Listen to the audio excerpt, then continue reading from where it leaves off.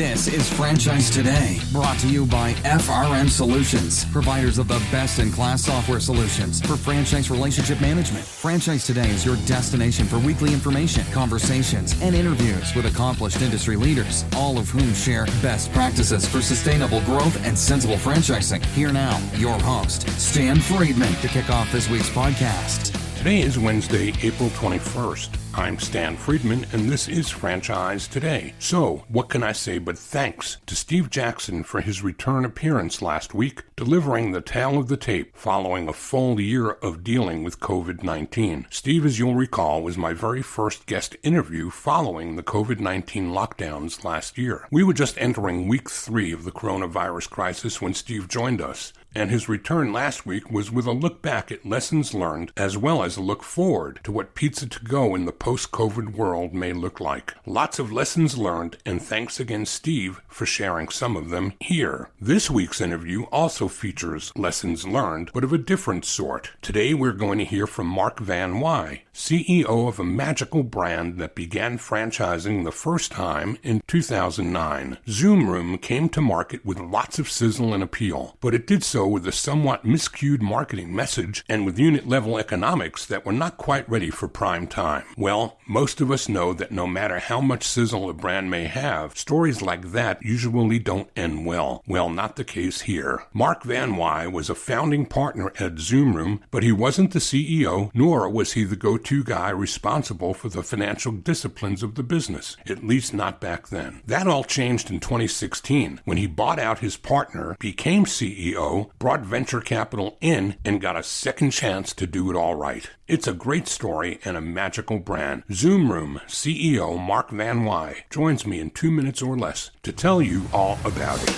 Franchise Today will be right back, but first, a word from our sponsors. We are all familiar with Vistage, YPO, and EO. Well, now comes Zor Forum, a somewhat similar type of executive group, but this one comes with a twist. Zor Forum groups are exclusively for franchisors. Imagine a peer group for sharing and networking on a platform built exclusively for franchise executives. Zor Forum members are afforded unparalleled access to best practices and some of the brightest minds within the franchising world through regular meetings and a dedicated communications platform. In this post-COVID world, a franchise-specific mastermind or peer group is an endeavor worth making time for. Zor Forum groups of 6 to 10 will bring leaders together that are in similar situations, but with exclusivity in terms of their competitive sets, so that each can openly help others benefit from their respective knowledge, perspective, and experience with no fear of competitive loss. Network, learn, strategize, and remain motivated along your journey. Join a peer group, not just any peer group. Join the only one designed for emerging franchisors. Join Zor Forum. Learn more at zorforum.org. That's www.zorforum.org.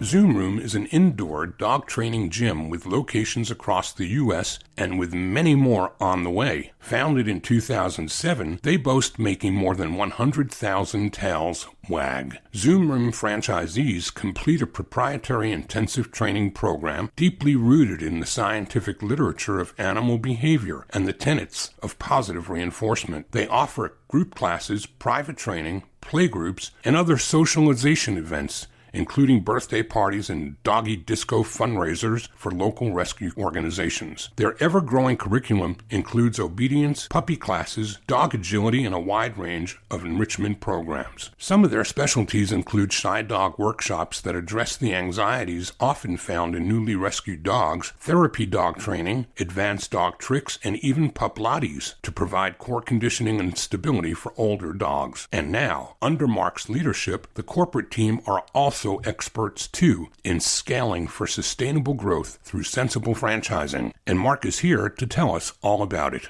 Mark Van Wy, welcome to Franchise Today. Thank you, Stan. We're going to have a very interesting conversation today about a brand that hasn't yet hit some of the high watermarks that my audience is used to hearing about from franchisors that have attained tremendous success already. But there's a different kind of story here today that I think is every bit as important to share. And we're going to go ahead and share that story, and lessons that we will teach today, we hope, are every bit as valuable as those that come from CEOs of legacy enterprise level brands, because yours, I'm quite convinced, is one that's on its way to being exactly that. So why don't we start the way I always do? And before we get into the story of the brand and your role in putting your hands on the clay at Zoom Room, let's take the audience back to where you and franchising first found one another. It would be my pleasure. My background had been largely in education and working as an educational consultant and curriculum developer, and most notably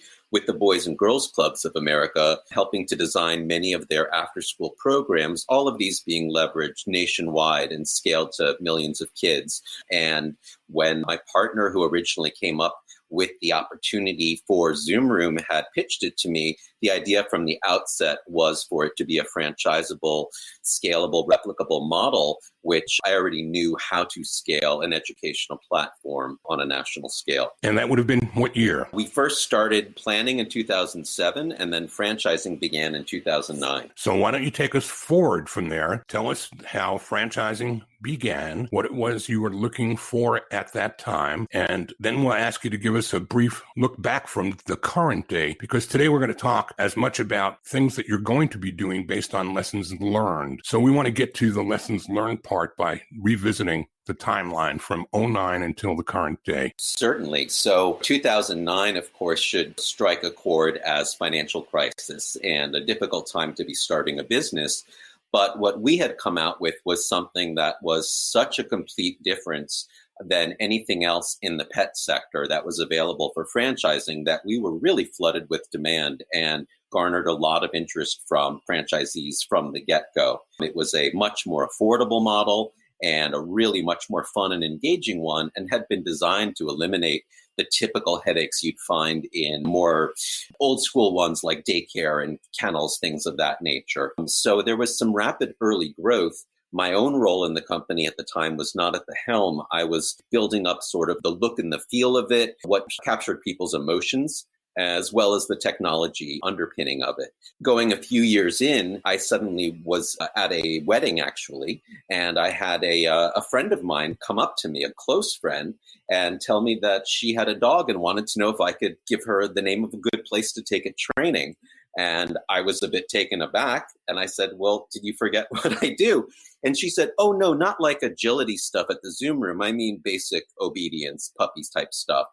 And that was when I realized there had been a real misfire in how the marketing was approaching people. They weren't seeing us as something that solved everyday needs for dog training.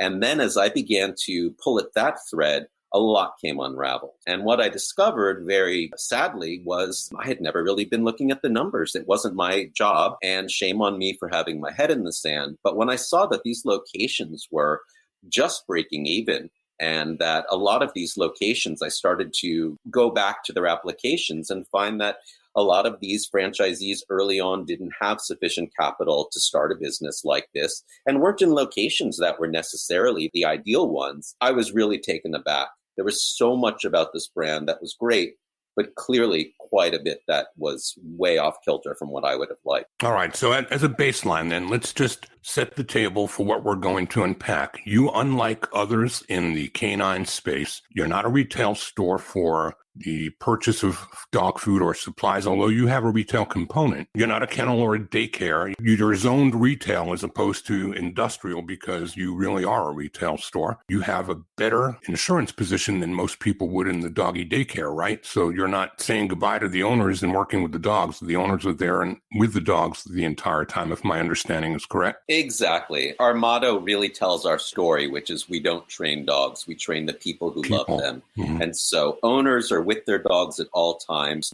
And from that flows the social environment and it becoming a place where people really want to come on a regular basis and be around other like-minded dog lovers. And because we're training them to be dog trainers, in effect, what they learn really carries on at home, as opposed to having a trainer just work with the dog in a board and train type setting.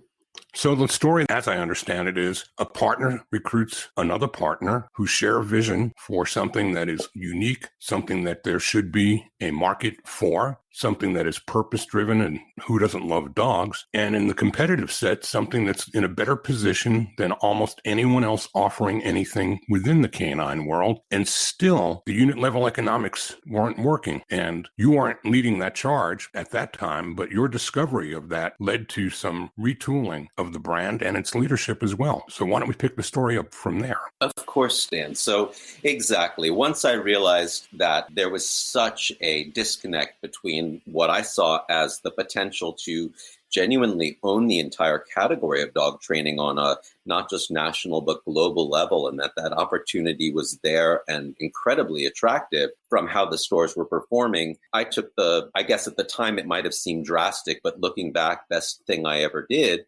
And that was I bought out my partner, and at that point became the CEO, took over the helm, and put instantly a 2-year moratorium on development. I wanted to just take apart the business. I had some dramatic changes I wanted to put in place for how we schedule things, how the classes flow, what that experience is like, the pricing model, so many other things that I was now seeing emerge in the data of how we could make the business so much more successful and satisfying for customers as well as for the bottom line.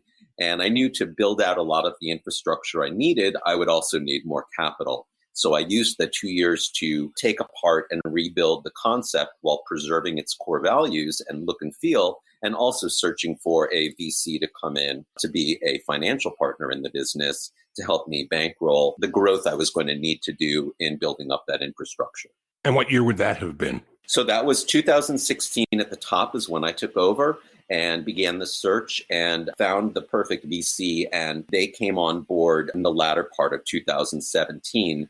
So although the business started in 2009, started franchising, we really had a major pivot about 5 years ago, 2016, when I took over.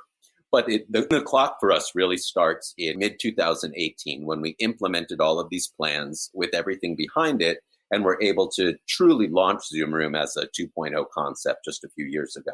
So what happened to the franchisees that had signed on beginning in 2009 and were just literally breaking even at best? How did they fare, and where did they wind up in today's world? It varies. I mean, there were a few of them that were top performers on the chart, and they stayed on and have continued to be long-term. At this point, every one of our franchisees has renewed their term for another full term, and other ones simply finished. Back then, we only had a 5-year term. These days, we have a 10-year, which I believe is much more reasonable in terms of modeling your cash and looking at your return on the investment you're putting into a business. It's also much more in keeping with what is standard in many sectors of franchising. But when the 5 years went up with the majority of the early people, they said, okay, that was fun. I got to play with dogs. I pretty much got out what I put in, and they walked away and went off to do other things. So nobody came after you. Nobody was angry or ravaging mad about wanting their money back, or that they bought one thing and thought it was another, and you didn't have any of that. No, I mean, I can say, I can't speak to the content of someone's mind and their emotions, but I can certainly say our FDB is squeaky clean in terms of not showing any lawsuits or anything like that. So we haven't had to deal with any sort of messiness in that regard. I mean, it's amazing that you've gotten the opportunity to bring a brand like yours to market and get a second bite of the apple, to where literally the brand is unblemished. The concept is every bit as powerful and inviting as it was in the beginning. You got a chance to write a book. What year was that? Yeah, the book, we were able to launch the book. I believe we're one of the only franchise to write a book for consumers in the field of our expertise. And it was a book called Puppy Training in 7 Easy Steps. It became the best-selling dog training book in all of America in 2020. It's now, I think by some measures, one of the second or third best-selling dog training books of all time. And that has really been phenomenal at putting the brand in the households, even in states and regions where we don't yet have a brick and mortar presence. And it's really been driving lead flow into new franchise candidates who first learned about us through that.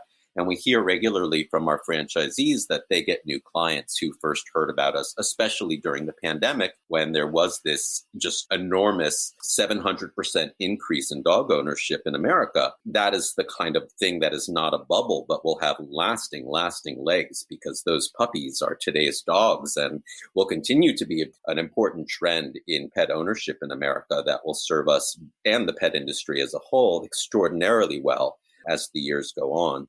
So we also released a book just this past year on puppy training meant just for kids. And that was also very well received because so many families were bringing dogs in and wanted to include their children in the process. No pun intended, I'm sure, when you were talking about the lasting legs, right? Yes, none at all, never. And you snuck the word pivot in on me too, which is something that I've been using that word an awful lot. It's been my word of the year for 2020. And literally, while the rest of the world has had to pivot because of COVID, I really think that what you've just drawn attention to with the number of dogs that families have brought into their homes during the COVID crisis, those poor dogs are going to be needing what you can do for their families to keep them together once people start going out again. And dogs like mine who've never had anything but a mom and dad home all day long, there's going to be a tremendous surge of need for training. Oh, there has been. I mean, at this point, the demand is outstripping our supply. So all of our stores are seeing significant wait lists. In 2020, we really didn't have to pivot our model because we were essentially built for a pandemic, even though we didn't realize it. Stan, if you and Jack had come to visit us 12 years ago, the first thing you would learn walking into a Zoom room is what we call the 6-foot rule, that you have to keep 6 feet distance from you and all other clients at all times. Not because we're psychic, but 6 feet is the average length of a leash.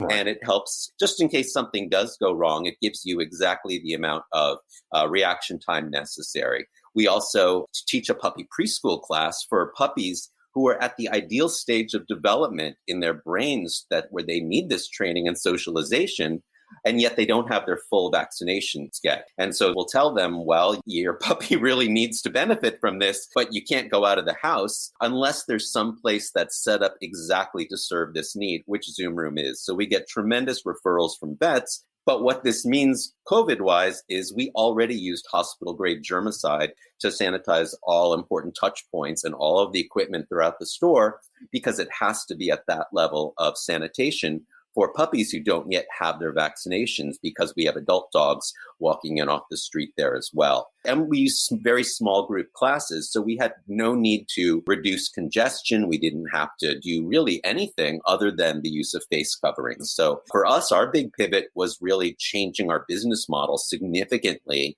to stimulate people now viewing dog training at the Zoom Room as a repeatable activity that they can do forever without any end goal in sight.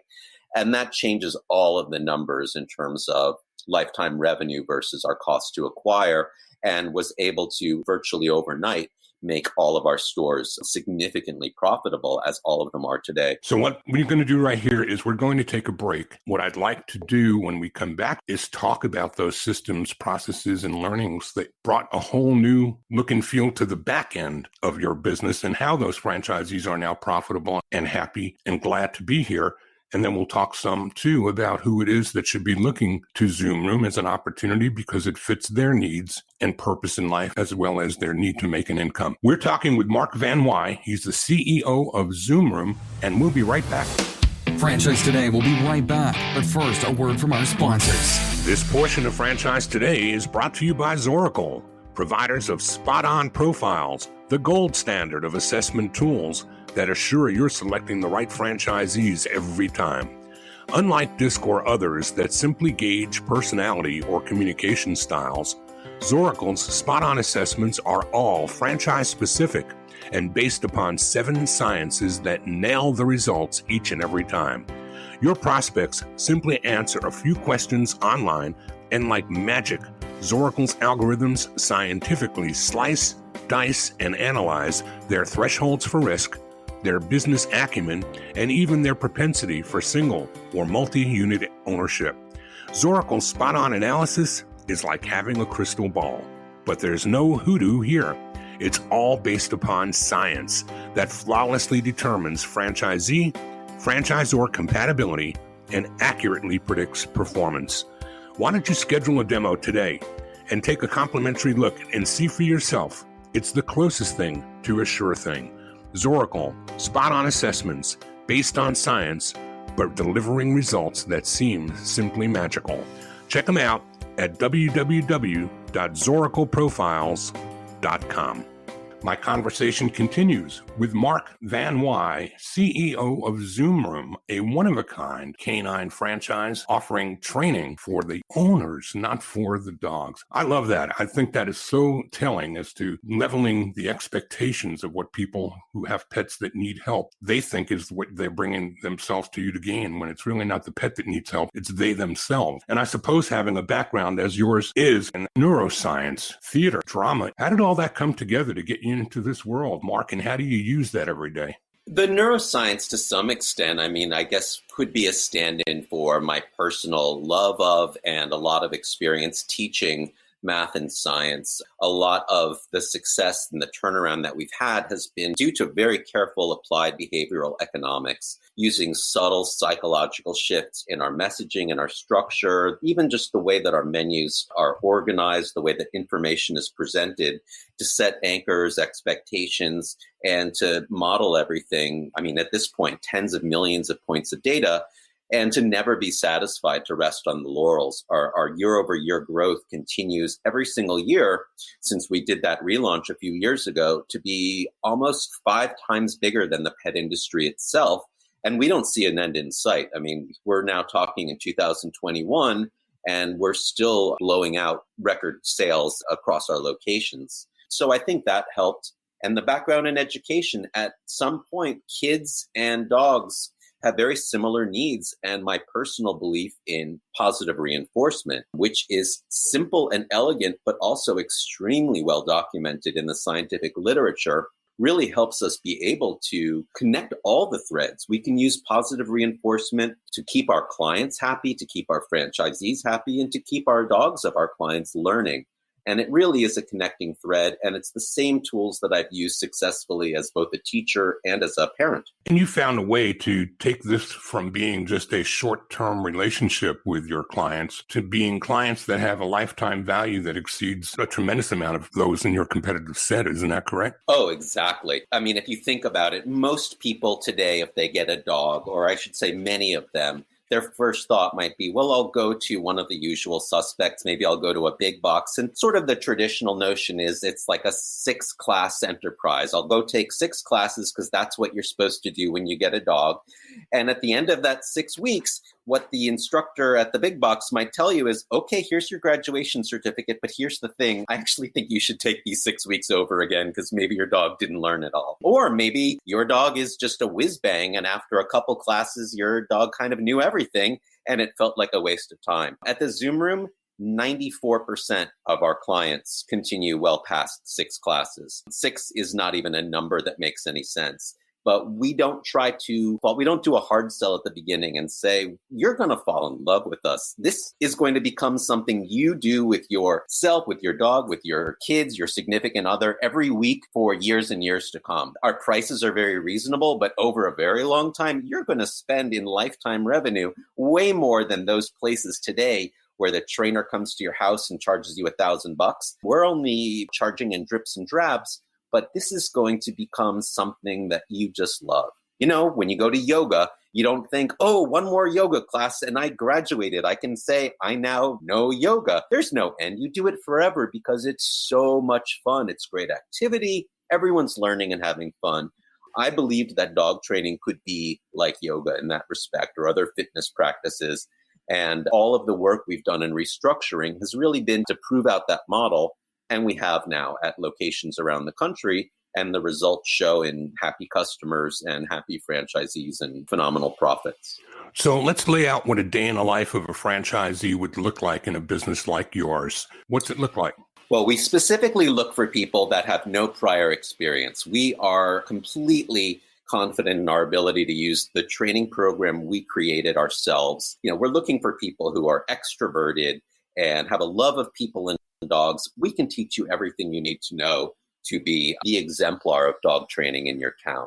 So we'll start off with a blank slate. After that, obviously, we'll have some franchisees. We signed our first multi-unit developers in 2020, a 5-unit toward the end of the year in Dallas and a 3-unit in Austin earlier in the year. And when you are a multi-unit or otherwise semi-absentee, then you'll be doing what the semi-absentee might be of another concept. I'll focus on the single unit who wants to be in there every day, actually with the clients. And for them, the real difference between a large enterprise like a daycare or kennel, where you're managing a 10,000 plus square foot facility and many employees, is the Zoom room is very small footprint. It's about 2,700, 3,000 square feet.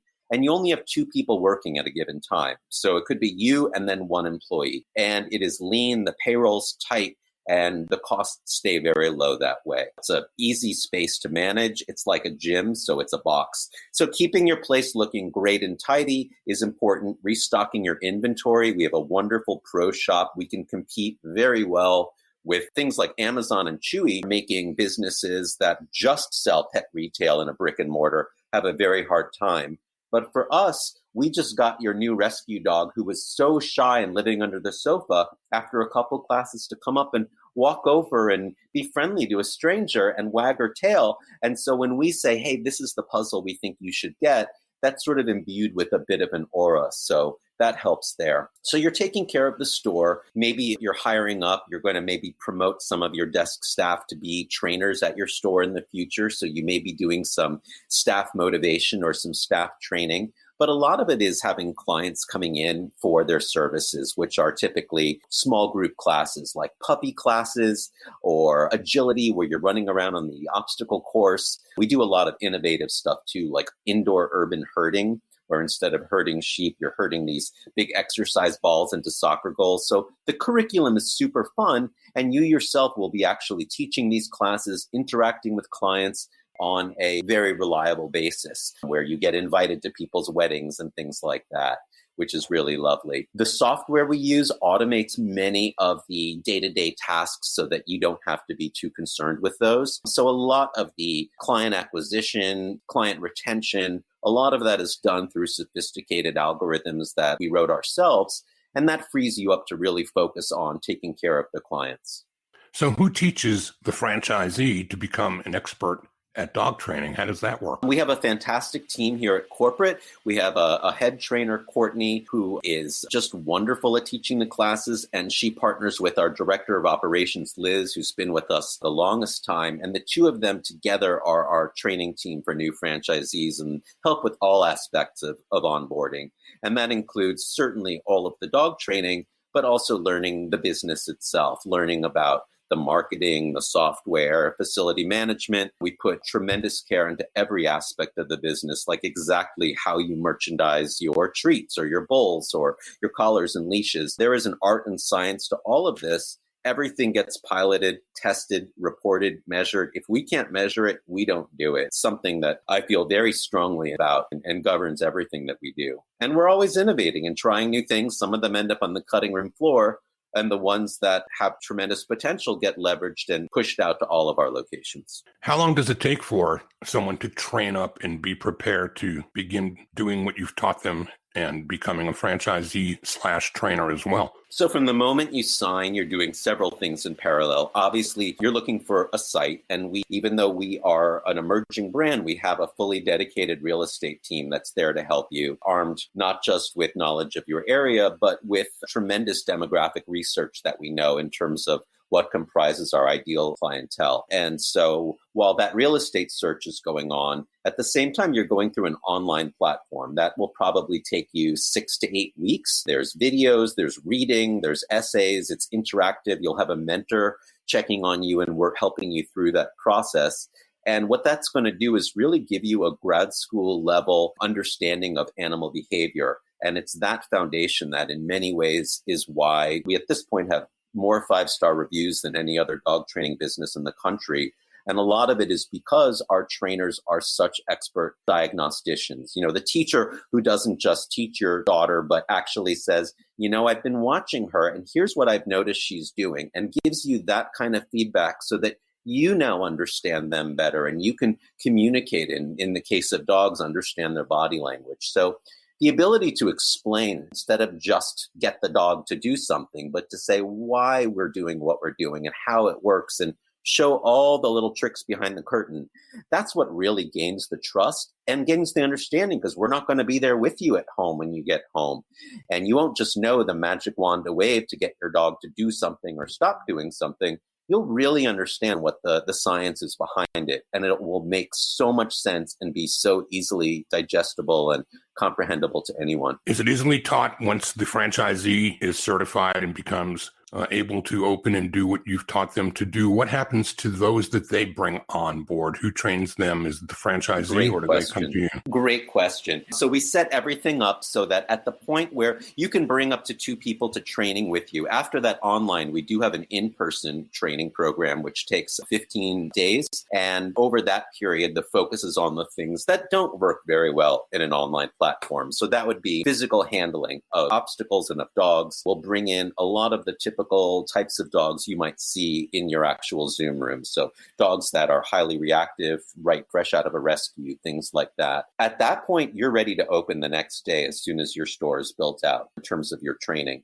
About the time when you are going to be ready to start beefing up your bench and bringing on more trainers so that you can relegate to yourself some of the other activities of networking in the community and not do as many training hours yourself. And some people start their Zoom room off with multiple trainers this way. You yourself probably now have enough experience to put your trainee through the same program you did, but instead of us at corporate serving as the mentor, you will be the mentor to your own employee. And that's what happens in just about every case. Now, if there was some emergency and you had to send someone to corporate to get trained right away and you hadn't been doing it for long enough yourself, you could do that. There's like an additional training fee, as in most franchises. I think we've maybe in all of our years seen that happen maybe once at the most. So figure 9 months or so after you've started, you're probably already in a position to start doing the training of trainers yourself. You know, there are 2 key numbers that I always look at to ascertain the trajectory that a franchise concept is on. One would be the equivalent of the Yelp or social media,